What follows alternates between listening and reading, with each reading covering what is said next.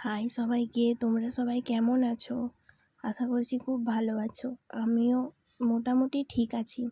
আজকে সকালটা খুবই ব্যস্ততার মধ্যে কাটালো। প্রথমেই সকালে ঘুম থেকে উঠে মুখ টুক ধুয়ে একটু এই প্রোটিনিক্সটা খেয়ে নিলাম, কারণ এটাই আমার সারাদিনের এনার্জি দেয়। এটা না খেলে আমি ঠিক মতো কাজও করতে পারি না। আর সেই দিনটা ছিল গণেশ চতুর্থীর দিন। তো সকাল সকাল আমার টিউশন পড়ানো ছিল, সেখান থেকে এসে তারপর আমি ঝটপট স্নান ধান করে নিয়ে পার্লারে গিয়েছিলাম।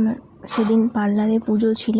হ্যাঁ জানি ভিডিওটা আপলোড দিতে অনেক দেরি হয়েছে, কিন্তু আমার প্রচুর শরীর খারাপ ছিল, ঠান্ডা লেগেছিল, গলা ধরে গিয়েছিল। তাই এখনও হয়তো তোমরা ভয়েসটা শুনলে বুঝতেই পারছো, কিন্তু কি করব, ভিডিওটা তো আপলোড দিতে হবে, তাই আর বেশি দেরি করলাম না।